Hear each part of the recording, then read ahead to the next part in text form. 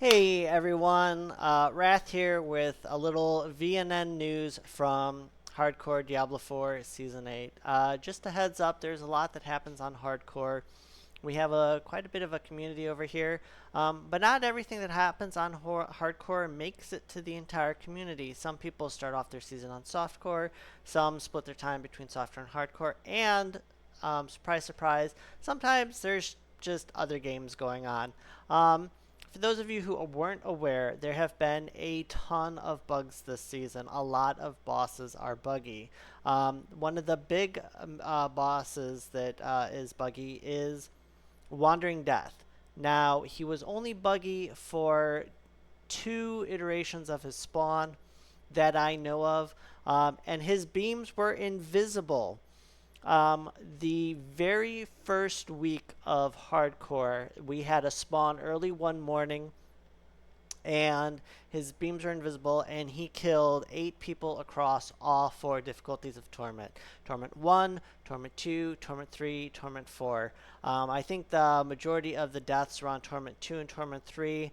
I don't remember if I was on Torment 3 or Torment 4. I personally don't like to do world bosses on Torment 4. There's just not enough reward on Hardcore for the risk to your character. That said, there are a lot of people who do it, and it is a fantastic source of Undercity tributes for Mythic Uniques, and not just Mythic Uniques, but the group version. I don't know what these go for on Softcore, but on Hardcore, they can sell for various amounts of money. Now, they will only sell for what people are willing to pay for them. So there was a meme for about a week where someone was like, "Oh, selling slots 1 billion," and hey, maybe they did sell it for that amount. I would rather not say what I buy them for, but I have bought them. I have bought 7 this season. Last season I didn't have to buy them. The community was a lot more friendly. And people are just like, "No, I'm not going to take your gold. Just get in here." Everyone's different. Every hustle is different.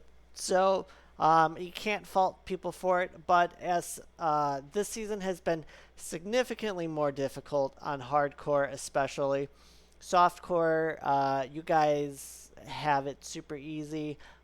Things are the complete polar opposite on Hardcore. It is very hard this season, and there's been a lot of deaths occurring as a lot of changes to boss mechanics and a more difficult game has come out. Now, in addition to the Wandering Death beams, there are other bosses that are buggy. Typically, when Wandering Death spawns, his beams are visible. And I don't think I've seen more than 2 Wandering Deaths with invisible beams, and I personally did not stay in. I just ran to the edge of the room and did a little dip. That is said, I did come back in once the beams were likely clear. But everyone does their own thing. Avarice and Ashava seem to be fine, but Andariel was also a very difficult boss this season on Hardcore. Andariel is one of the most lethal bosses. She's almost as lethal as Lilith. Now on Hardcore, you don't really need to do Lilith on Torment 4 other than prestige and bragging rights, and it is a favorite thing for Hardcore players to do at the end of the season. At the end of the season, we have a tendency to go try super hard content. We don't care if we die, or at least a lot of people don't. We like to fill up our Hall of Fame or kick some stuff out. So it is common for players to attempt Lilith T4 at the end of the season or when they're done with the season. When someone is done with the season can vary from person to person, but that's just how it goes. Not everybody retires them. Not everybody deletes them. I personally prefer to just delete my characters. My Hall of Dead Heroes is always something that's very emotional for me and very close to me, but some people just load that sucker up like a slaughterhouse. That said, the Andariel beams, specifically the red Hadoken beam that fires off a massive blast. If you've ever been hit by this, you know that it has a mini stun attached to it. You can technically survive it. It just deals a ton of damage and will one-shot almost all characters. A few rogues have gotten hit by it. I have witnessed some rogues um, get hit by it and live with enough max health and shield generation, you'll probably be fine. That said, I don't recommend it. I don't recommend testing it. If you do need to do testing, please do all of your testing on softcore, or at least with a character you do not mind losing. That said, Andariel has been taking names as she typically does. Last season, nearly at least 90% of the barbarians on my friends list that were above Paragon 285 died to Andariel and lag at some point. Um, That said, Harbinger of Hatred hasn't been bugging out, but Duriel has. For the very first week and a half of the season, Duriel would randomly decide to burrow off to China and then come in from the other part of the screen. He would go off screen and just do whatever he pleased. This glitch wasn't terribly lethal. It didn't lead to a lot of deaths. His burrow, his while he's underground, making the gray rocks come up, not that bad. His lethal mechanics are if he stuns you and pulls you in to eat you. The eat and the dot, if you survive the munch, the dot afterwards is also, when he spits you out, is also going to be quite significant. You can technically survive both of those. The other thing that hurts is when he comes out of the center of the room. I don't recommend getting hit by this. I technically don't believe it is a one-shot, but it does tons of damage, so you'll want to avoid that.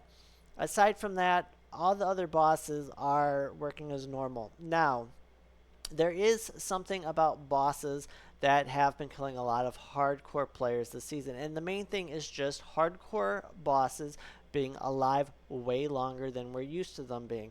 Last season, Zur and Duriel, and all the hardcore bosses, but mainly those two, and a little bit of Beast in the Eyes, they all would drop like a sack of potatoes. They would rarely be alive for more than 2 hits. And it wasn't just Bloodwave Necromancers killing them. A lot of Barbarians would kill them as well. There were a couple other builds. I imagine any S-tier build could do it, though I typically didn't see a ton of Sorks doing bosses, and that's probably a safe decision to make. If your Sork has a lot of stacks of glass cannon, that's a very nasty multiplier to damage taken, and at that point, you really don't want to be doing bosses while you have, honestly, any stacks of glass cannon. Can it be done? Yes, it absolutely can, but I don't recommend it. Because bosses do not always die immediately, it takes a lot to be a true boss one-shot. It was quite a while before my Bloodwave Necromancer could get there, and my Death Trap Rogue can technically kill a 4-person carry, T4 Belial, without getting even a melee off if I'm dialed in and not messing around. Typically, I don't have momentum stacks when I first get down there, and I've learned to just accept that I'm a little bit clumsy, and I'm usually going to see a breath that singes off my pants or shirt and almost reaches the other side of the room. Usually he gets off a couple of melees, but after I have my momentum at 10 stacks, he usually doesn't live long enough to even get a melee off. That said, early on when I was doing it, it could happen, and not just me. So I've watched so many rogues accidentally death trap, Cal trap, poison trap into the Belial room and die. And it's not just Belial. I've seen it on Andariel. It happened to me on Duriel. I actually took a bio break at the beginning, and thank God Fayez was there to rescue me. He transitioned Duriel super quick, and I got very lucky. The burrow targeted him, not me. So, but it was a terrifying thing to come back to my character in the Duriel room. That said, it happens. Now, that's it for bosses. That's it for death traps. I don't know of any other classes that can get yoinked into boss rooms, but there have been a lot of rogues dying this season. Also, Grigor. Grigor probably took, actually, I know for sure that Grigor took a lot of names at the beginning of the season, and uh, people just thought the edges of the room were safe. The lighting wouldn't hit them. I think that was a terrible design change on Blizzard's part, and I wish Blizzard would do more testing on hardcore. Simply for the fact that it is so obnoxious to get a character back up and running, even if it's a test character. That, but that's also one of the interesting things about hardcore. You can also get through the season and say, I never died to Grigor. You're going to have to do better, Blizzard. You're going to have to turn those flashlights off on Wandering Death, and add an extra layer of difficulty. You can technically, by the way, be safe on Wandering Death. I don't remember what additional graphics are available to indicate where the beams are, but I did notice it. I was able to avoid it. A lot of people who played Wandering Death with no graphics still were fine, still survived. So there's that.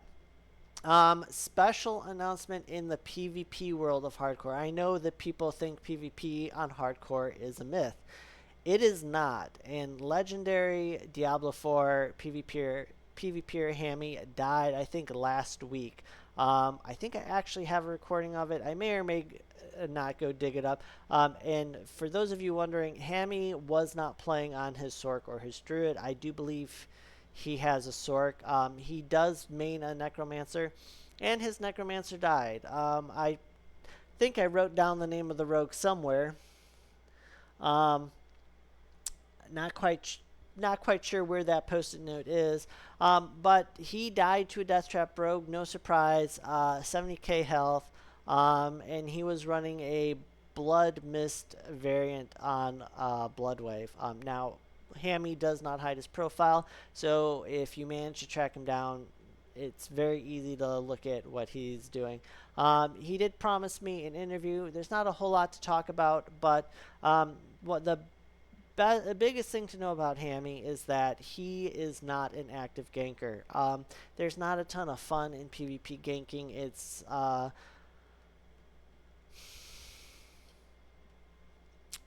It's like going bird hunting and shooting chicks instead of chickens. It's like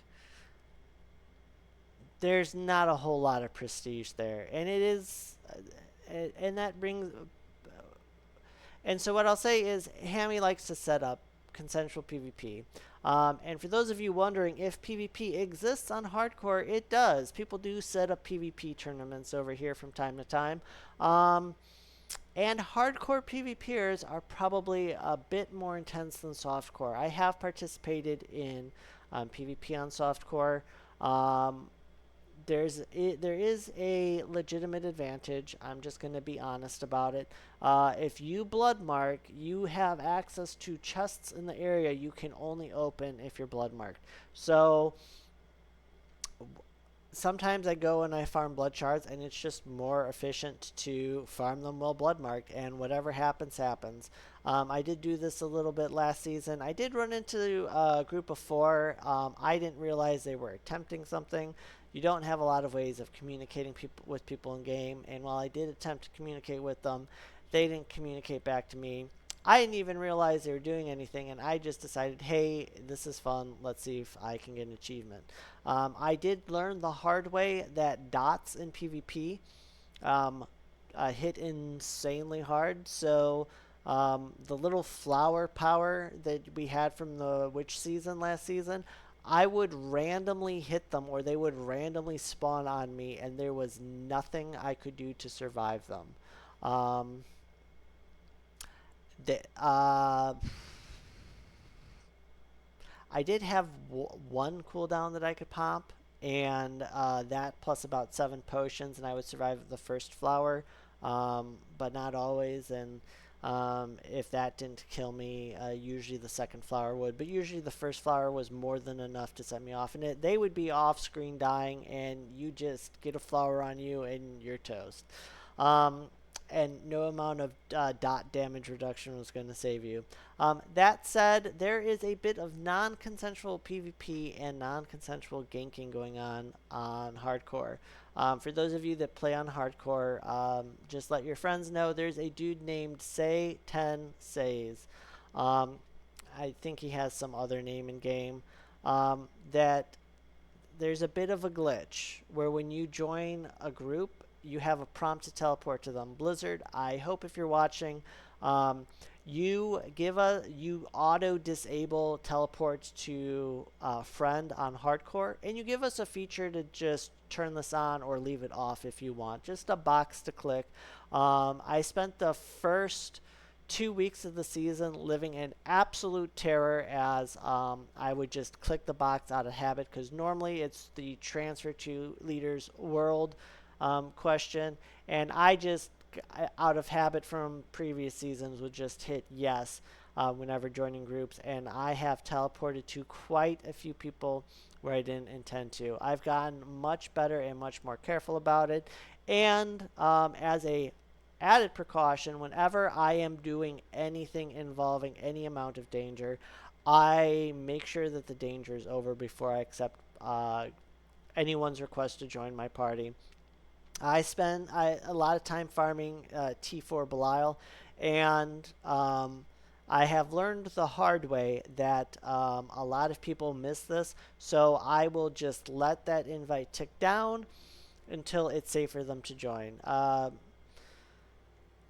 To the best of my ability. Am I going to say that I miss them? Well, sometimes I do, and at the end of the day, you are technically responsible for yourself. That said, um, there are some malicious people who are engaging in malicious activity. This guy is going around, allegedly going around, inviting people, trying to group with people, masquerading as a friendly individual and just chilling in the PvP area and letting people pour on top of him and die. Now, there's a bit of a thing in the PvP community where if you're grouping with someone, especially if you know them, but sometimes even if you don't, and they die, you boost them up. This isn't 100% in stone. It is at everyone's discretion, and sometimes you've got a friend who is literally a lemming, and the sight of a cliff off in the distance, and they are sprinting towards death's warm, inviting embrace. And there's a point at which you need to just tell people, "Hey, I'm not leveling you anymore." But for the most part, when you're playing with friends, um, if a mistake happens, we have a small community. We like to keep our community at a size where it can function. And so, it is normal for hardcore. Hell, I have been leveling Spark Tunes for the last 3 days. And in the last 3 days, I've probably gotten a dozen requests. Oh no, is your rogue dead? Do you need a boost? So we have a very fun and friendly community over here. That said, if you don't know anyone on hardcore, don't expect to get a boost from the get-go, and definitely not in the first week of the season. I usually don't even boost friends in the first week of the season. I'm too busy doing other stuff, and I let them know, hey, you're going to have to put in your time. That said, sometimes I have one or two friends that I may make an exception for, and it is very begrudging. But it's just because we've been mates for a while and they always hook it up. Um, and they always pay it forward. Um, that said, that is not always the case. And there's something about doing the first character yourself or um, having the social currency or in-game currency to pay for a boost. At the beginning of the season, hardcore boosts were only 50 million. By the way, we're transitioning to VNN Economy Edition. Start of the season, hardcore boosts were only 30 million. They eventually did go up to 50 million. They're still hanging steady at 50 million, but if you're only dishing out 50 million, that does not buy you anything right now. Inflation has finally hit hardcore. It takes at least 2 weeks for inflation to hit hardcore season. Unlike, you know, uh, week one, day one on softcore, where inflation is literally 30 minutes live into the season, and some shady dude on the corner with a trench coat is selling you stacks and stacks of husks for a chicken McNugget. Um, on hardcore, we do husks have made it to hardcore. GMO runes and GMO gems have made it to hardcore. They are impacting those prices. They are causing inflation. Illicit gold has finally made it over. So, hey, if you like to easy mode hardcore,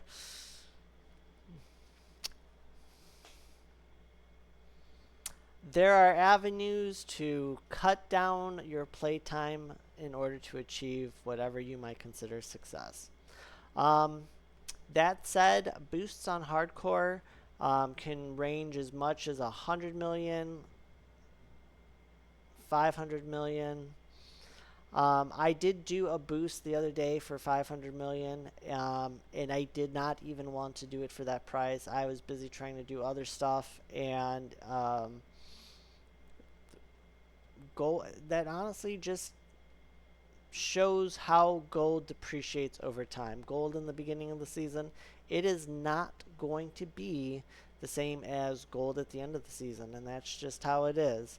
Um, Now, I will say, um, prices have been pretty steady. I was actually surprised. For those of you who would love to know where prices are on hardcore, generic gems are at about 400 mil per. You can sometimes find them for less, but there's not a lot of people selling. As far as ruins go, Rogue and Sork are reigning supreme. So Ahus and Box are about 200 to 300. They fluctuate in price as a couple of high-profile gamers go and assemble a pit push and try and fish for a multi-GA Doombringer or Shroud. You're going to see those prices go up, and there will also be valleys where you'll see those prices go down. So do with that what you will. EOMs and OMs are somewhere between 400 and 700. I know that's a wide range. OMs are just fluctuating like crazy. They're used in Starless. EOM is used in Shaco. And Jaw is like maybe 100. Jaw were 50 million at the beginning of the season. I kind of wish I had bought more. Not a lot of people are doing pit pushing this season. So I think Jaw do sell for 200 to 250. But I just don't see people asking for them. I see people asking for the other four quite frequently. And just as a note, spoiler alert, lack. I cannot keep lack on me. It's actually crazy to me that I have 18 at the moment. I've sold lack for 200 million. I've sold lack for more than Box and Ahus. Now, that doesn't happen a whole lot, but it does happen. So, lack is used to make Shaco. The lack mines were kind of lacking, so people have been shelling out lots of gold for those. For those of you wondering, yes, I did buy husks for as low as 8 million a husk at the beginning of the season. It wasn't a lot. It wasn't a lot, and it did not last very long. And very quickly, the price of husks went up to 500 bill.